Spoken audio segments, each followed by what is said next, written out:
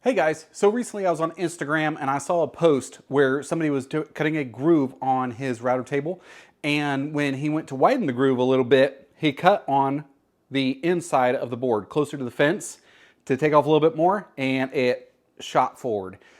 Pretty scary. If it's ever happened to you, you know that it'll make you jump. It'll make you not want to use the router anymore, which is not good.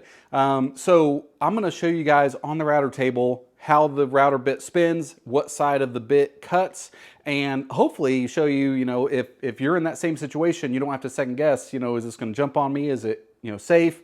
You'll know exactly where it's going to go and how to widen that groove if you run into it, which I think a lot of us do. So instead of having to go to the table saw every time, because obviously if you have an ATB blade, whereas the alternating teeth, they'll cut like a little V into it. The router cuts a lot cleaner, a lot flatter groove. So I think it's a great option for cutting dado still. You just have to keep this in mind. So let's go to the router table and see if we can show you what to do. The first thing I'm going to do is I'm going to take some blue tape here, and I'm going to go around this, and this is just for visual purposes, so you can kind of see what I'm saying, and maybe if I can't explain it verbally, maybe visually I'll be able to explain it better. So the bit, you can see that the cutting edge is on this side, and the bit, when the router is below the table, it is spinning counterclockwise. So it is going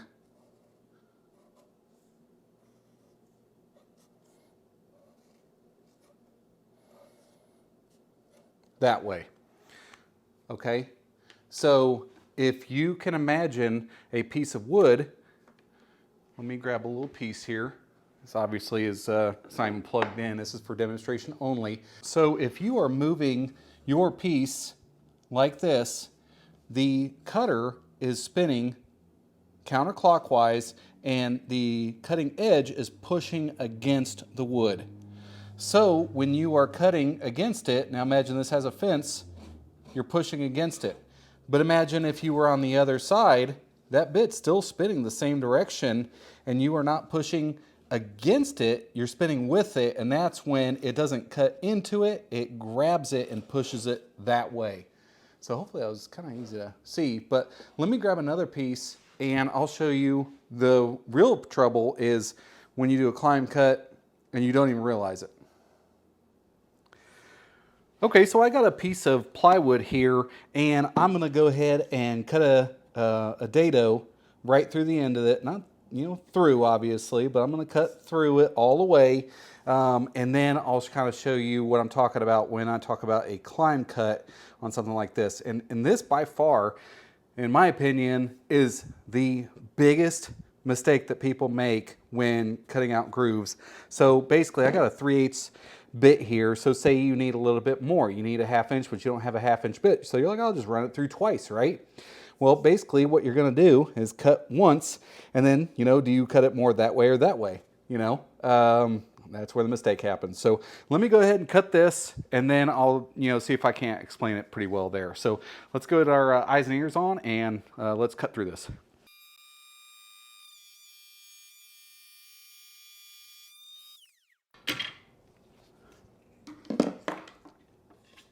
Okay, so now we got our groove cut, but we need a little bit more. So we've kind of marked here to get, closer to a 1/2 inch dado rather than a 3/8 dado. So you would naturally go to your fence, you'd move it over this way, and you're going to cut the inside. That's where you go wrong, because you always want to cut off of this side of the bit. If you cut off the other side, it pulls. This side, it pushes. So when I saw Zach's post, he was coming in like this, and I immediately saw that the bit was cutting on the fence side of the dado. So I knew immediately it was going to pull it. So I'm not going to do that because I'm not brave enough to.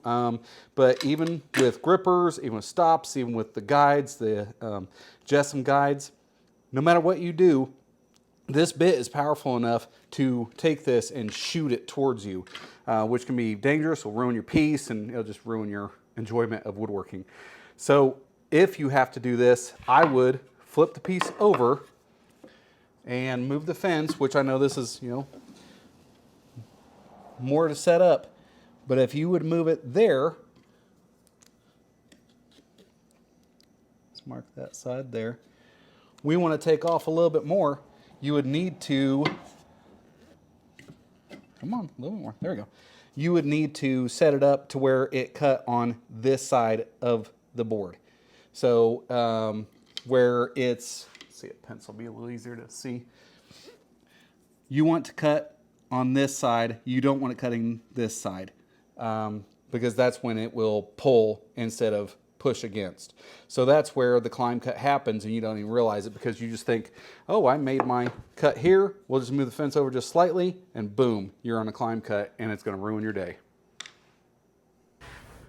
So there you have it. Hopefully I explained that well. Hopefully you understand, the rotation of the bit and what side cuts what, and really, generally speaking, just don't have the part that you're cutting between the bit and the fence, and that'll keep you 90% safe. But just generally, you don't want to be going with the cutter. You want to be pushing against it. So hopefully that made sense, and hopefully it helps somebody out. And please leave a comment below if you have any tips, or maybe if you have a better explanation for what I just went through. So good luck out there, stay safe, and don't forget to like and subscribe and all that stuff, because I think that helps. All right, see ya.